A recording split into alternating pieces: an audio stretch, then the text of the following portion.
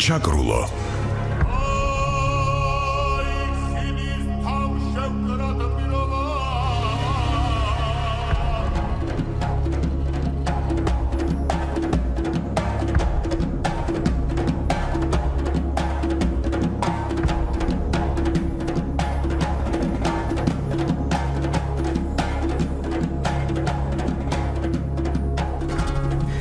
მოგესალმებით ძვირფასო რადიოს მსმენელებო, თქვენ უსმენთ საზოგადოებრივ რადიოს რადიო პირველ არხს.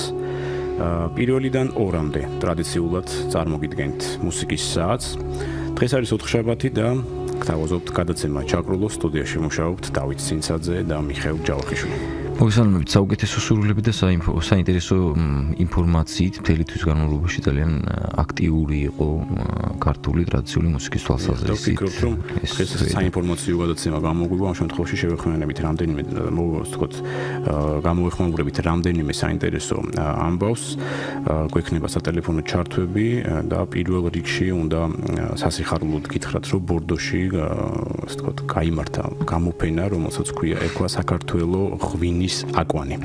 მოგეხსენებათ, ეს უკვე ძალიან მეცნიერები უკვე ამას ძალიან ისეთ ფართოდ საუბრობენ ამ ყველაფერთან დაკავშირებით, რომ საქართველო არის ღვინის აკვანი და ეს ყველაფერი დადასტურებულია უკვე, უნდა ითქვას, რომ ბორდოში ქვევრიც კი დაიდგა მუზეუმში შესასვლელში და ეს ძალიან მნიშვნელოვანი ფაქტია, ვფიქრობ.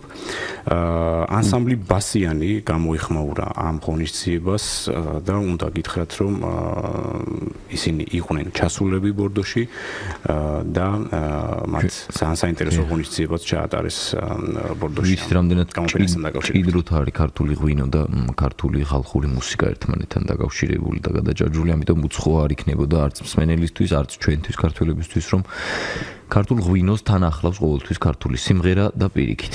ეს ორი ისე ამშვენებს ერთმანეთს, რომ ქმნის სრულყოფილებას ამ კულტურებთან მიმართებაში. და ჩვენ უნდა ჩავერთოთ სატელეფონო ხაზზე არის ბასიანის, ანსამბლ ბასიანის წევრი, ფოლკლორის სახელმწიფო ცენტრის დირექტორის მოადგილე გიორგი გაბუნია.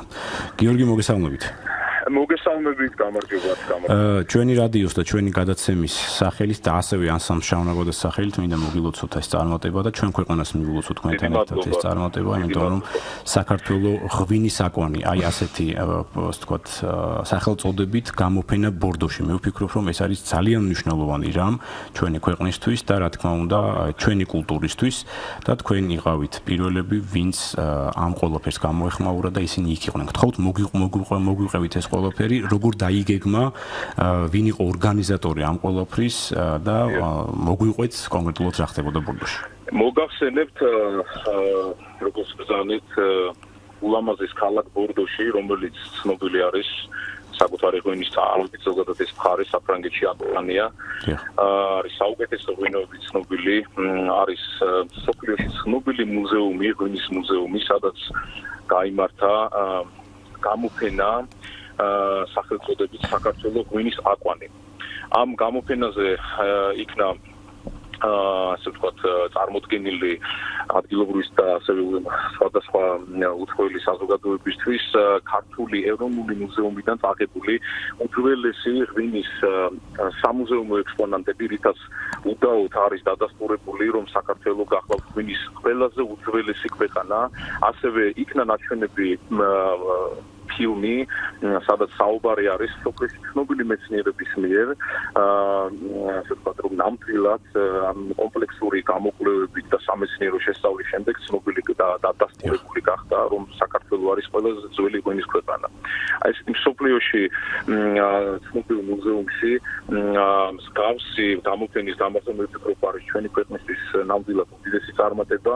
ამ ღონისძიებასთან დაკავშირებით და ამ ღონისძიების ფარგლებში სახელმწიფო ანსამბლი ბასიანი იქნა მიწვეული და ჩვენ საზოგადოებას ასევე გავაცანით ქართული მრავალხმიანობის პოლიფონიური ნიმუშები და ხაზი გაესვა იმ ფაქტს, რომ ქართველი ადამიანი ღვინისთან ერთად ყოველთვის ასე ვთქვათ სიმღერითაც და ასე ვთქვათ ქართული მრავალხმიანობით იყო განთქმული მსოფლიოში. მე ვფიქრობ, ეს არის ჩვენი ქვეყნისთვის ძალიან დიდი წარმატება. რაც შეეხება ამ გამოფენას და ამ ღონისძიებას, რა თქმა უნდა, მე ხაზი გაუსვა, რომ საფრანგეთში საქართველოს საელჩო და ამის ორგანიზატორი